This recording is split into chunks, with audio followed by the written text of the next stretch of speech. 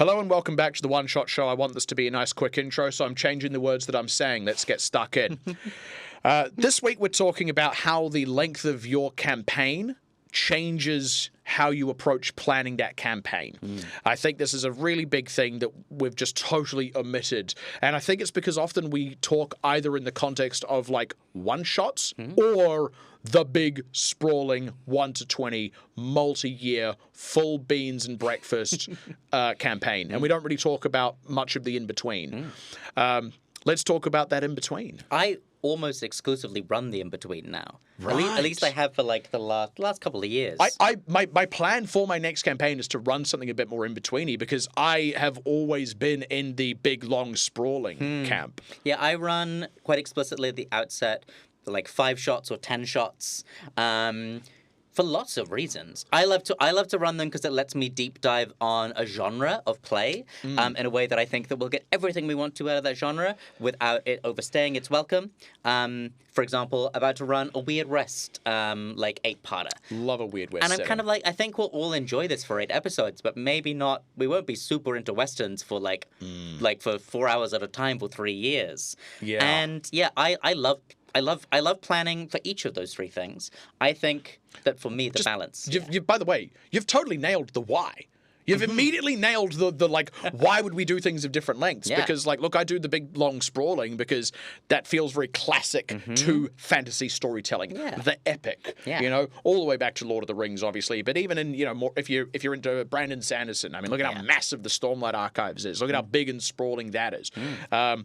Sometimes you want to get stuck in for that long, deep dive into a character, but sometimes you go like, I want a miniseries. Yeah, I want a 6-parter. Exactly. And look, the one shot can do all kinds of fun little things. But again, they're usually either for giving someone a taster of the big thing or doing something extremely niche and extremely unusual and extremely weird. Like, I've done like time loop puzzle type one shots. I've done the classic gladiator arena, and it's just a gauntlet of increasingly bizarre combats that I can't fit into a normal setting. But those in-betweens, I mean, as you say, the wanting to explore a particular genre that maybe isn't going to have enough steam in it to go for, 3 years. That's one of the reasons to do it. Sometimes it can just be a time constraint. Yeah. But how does your approach change? Let's say you're planning a 10-weeker, roughly, a 10-session campaign. For me, a one-shot, maybe 2 pages of prep. For a big campaign, maybe even less prep, but like very little prep at the beginning, very deep divey with the cast, with the characters, with the world. But the world, the world is what gets established. Right. And often in broad things and then some key details, and then you sort of piece together the rest as you move outward. What is the story that will emerge here? Yeah. For my 5 to 10-parter, my favorite, because I get to do so much. I love prep as a GM. I love it to bits. I think that with a 5 to 10-parter, I can create an arc that I know is going to be present. The characters, I can pitch really tight windows for the players for, which I find that players enjoy those restrictions often. To go like, hey, for this story within this pocket, let's say I just ran one, it's kind of like you're all villagers who are descending into caves for the first time. Once these caves were safe, now they're filled with monsters, but the fun is that you're all villagers and you're descending into the cave. Who are your villagers going to be? Weird West. You're all Weird West. Choose your archetype. But it's a pocket. And then I find with those, I get to really tell, for me as a GM, the most interesting stories. I get to structure stories using the way that I think movies are structured. I don't think a one-shot is a movie. I think a one-shot is a great bottle episode of TV. Yeah. It's a short film. It's a vignette. I think that a one-shot is, in the Western terms, is Stranger Rolls into Town. Yeah. Right? It's one and done. It's Zuko Alone, if you've ever watched that show. That is a classic Western structure, right in the middle of Avatar: The Last Airbender. If you've not otherwise familiarized yourself with Westerns, but that Stranger Rolls into Town style of story, classic. And you wrap it up in half an hour. But 8 to 10, like 5 to 10, that's a movie to me. It has like the rises and falls, the dramatic beats. I feel like it's the most cinematic way to prep. And so like I'll prep scenes and locations. I may bottle it down into a slightly smaller location. One shot, maybe one little place. 5-room dungeon. Yeah.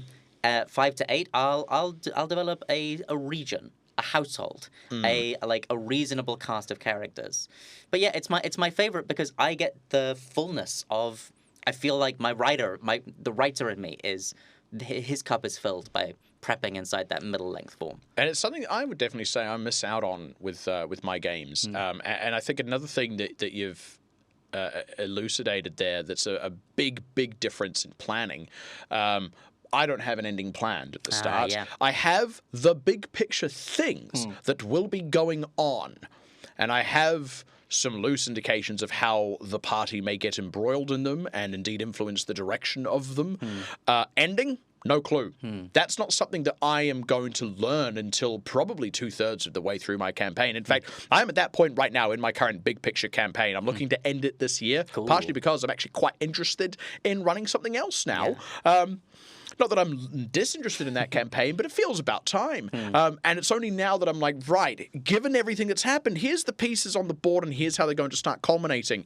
And one of the things that's really difficult at this stage in the campaign for me, when we talk about how length influences your prep, I don't have an antagonist. Now I've got options, but it's got to feel right. And I'm at this really awkward bit where I can't quite lock into something yet. But if I lock in too late, my players are going to go, where's this guy come from? This is too out of nowhere. Like all of a sudden there's now this villain in our story when there hasn't been previously. They're all at sort of slightly different levels of power, different ways that, one of them, there's this hag coven that they're going to need to take down as a part of what they're currently doing. But I could they've already had one encounter that went disastrous. They lost one of the characters as a result of it, etc. Sort of semi-lost another one. The hag got away. Now the whole coven, now all of China knows I'm here, right? Like the whole coven is going to be preparing for the day that the party rolls back up to try and take them down for good. But that actually still might be slightly too small stakes for my final villain, unless I add another step in, right? Now, this is very complicated prep, right? I'm having to keep track of a lot of moving parts, all of which are contingent on what will eventually be months worth of player actions across settings. Now, I'm very good at doing that, which is why I've tended to do this, run campaigns this way. But that's also very chicken egg, right? I'm good at doing that because that's the kind of campaign I've always run, and I've always run that because I've been naturally a little bit good at doing, running that style of thing, and I want to do something different. So I would say, I think that that whole thesis of very long form campaign, the ending is not there. Often the antagonist is not there. You're not sure which NPCs people are going to be moving toward. My prep for my mid-length games is that I'll often the antagonist will sometimes be the spurring, will be my inspiration, or the exactly or those NPCs need you can to actually work backwards from a villain, and you could possibly even identify them from the outset. Hey, it's going to be 8 sessions long. Because you've been hired, you're a band of mercenaries, and you're revolutionaries, and you are planning to kill the king. If you're a Mistborn, yes. Perfect, yes, right? It's great. It's exactly that. You're the heist, it's all set up for you, and it's the joy. The joy is how you get there. And that's what the genre gives as well. And Mistborn's not a short book. There's plenty of sessions you can have in, hey, you're going to kill the king. You've identified the villain from the outset, and actually your 8 sessions is how, and you've maybe got a couple of key bullet points along there, points that they're going to have to hit, which, as you say, is sort of, it's planning out those set pieces. Obviously, in that instance, that would be running something that's a little bit more intriguey rather than actiony. But again, I feel like a mid-length game is a great game for intrigue because I think there's enough time for you to prep ahead and enough time for you to still be responsive to how the mystery unfolds. Because, if I'm running an intrigue arc in my great big sprawling campaigns, that's about how long it usually takes. It's 5 to 10 sessions because, to be honest, any longer and it starts to get a bit boring. It starts to grate on us. I have a theory that those huge Wizards of the Coast D&D 5e adventure modules, which turn into multi-year campaigns, can be really effectively stripped down into mid-length things. Well, the term module does come from the fact that, back in the day, these were short. These were, the idea of them was that it was, a single set piece that the GM could just drop into their world. And this is also in a time where often you were doing slightly more hex crawly type adventures.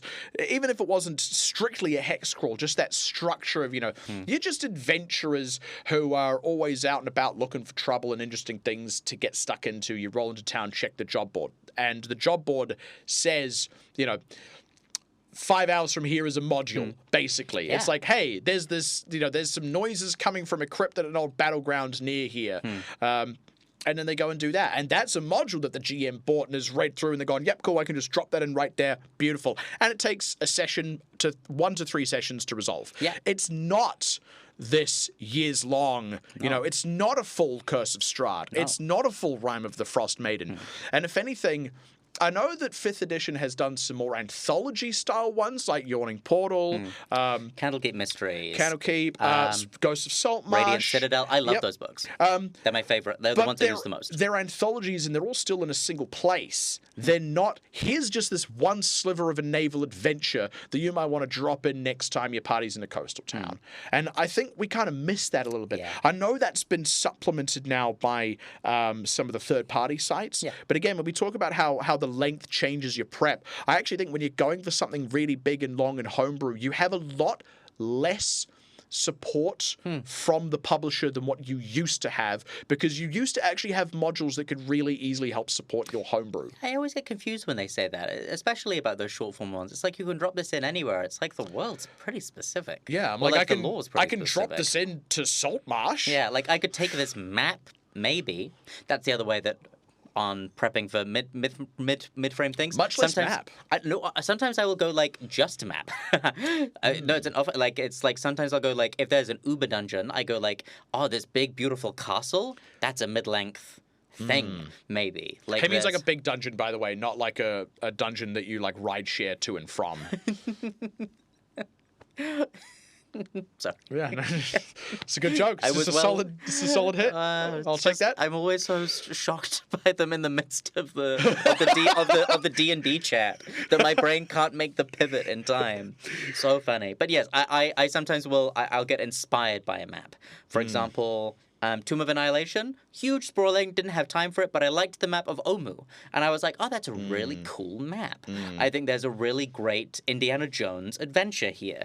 And so we ran an Indiana Jones style adventure, just using that hero resource as the thing. And I didn't use any of the shrines that were in there. I didn't use any of the plot, but I used that as my mid-former. I mean, it's funny you say maps, because I do a similar thing, but on a smaller scale in my larger campaigns. I've got maybe a half dozen different map-making creators that I either follow or even actively back on, platforms like Patreon and so on. And I don't use 95% of the stuff they make. I want to support them because I do use the 5%. And what it'll be is I'll just see something and I'm like, that's perfect for a set piece here. Or I might even go, I have this set piece coming up and I need a battle map for it. And then I trawl through the catalogs of all of these creators that I have the access to the catalogs of and find the closest thing that I can find to it. But it's that same thing of like, I'll see this thing and I'll go like, that gives me a great idea for something that is in the world nearby that they are likely to get tangled up in and need to go to. Wonderful. Love doing that. Yeah. You found a way of matching like the cadence of your inspiration to your long form campaign. I find that I'm more impatient. I feel like I'm more impatient as a GM, which is, again, why mid-form prep, I think, suits me better. It's the kind of, like, I would go, like, I want to dive into that resource. I want to dive into that piece of inspiration. See, I also write, so I wonder if what it is I'm using that as an outlet for those other things. Like, if something really does just take me, I can go write something instead, just, like, as a, for myself, not even necessarily to go anywhere. Whereas D&D is my primary creative outlet. So I find that this higher turnover of settings, of styles, of games is what brings me the most joy at the moment. Now, I'll also say I would say I only have time to do that writing because I actually don't have to write and prepare much week to week in my Great Big Sprawling campaigns because they're very organic. It's very, like I said, I've got the big picture. The movements within that, I set out 3 years ago when I set this thing up. I don't need to revisit it. I need to adjust it as I go. But that's just something that can happen in my mind. And every so often I'll have a flash of idea of go, oh, this will be a really brilliant thing to include, or oh, it'd be cool if this thing happens, or actually, what if I, sent this arc this direction instead and had this twist? It's not set in stone until it happens at the table, so I can make those little adjustments, but I don't need to. I don't need to do much. I don't need to sit down and write notes. I need to plan encounters at times, but again, I'll know maybe a week in advance. And some of them I won't even know until halfway through the session, and I'm just system fluent enough that I can grab the book and go, here's the kind of creature that's probably here, bam. Yeah. Combat, let's go. It makes me think that there is different technique for all three of those things, and we could deep dive into easily any of those things. But yeah, I think you're right. The thing you identified at the beginning is that there is a style of play that is we don't talk about the prep for very much. But no, we'll have to go there every once in a while. That mid-length, yeah. I mean, this has been really cool. And look, for me, I was already wanting to run something a little bit shorter for my next one, and this is I'd say redoubled that, where I've gone, actually there are particular things that I want to do that are a little bit shorter, that might even involve picking up different systems for a spell. Opens the door to me, and now I've got a little bit of a window into how I might want to go about prepping that. That has done us for this episode of the One Shot Show. Thank you very much for tuning in. I'm going to take my sweet time with this outro. We will see you next week. If you're enjoying listening to the One Shot Show, why not support us on Patreon? Go to patreon.com/OneShotShow, where you'll be able to find video versions of our episodes, long-form bonus episodes that we release every single month, access to our community Discord server. You can pose questions for our special Q&A episodes, and if you're back at the higher tiers, you can even vote on what questions we cover in our show. Check it out.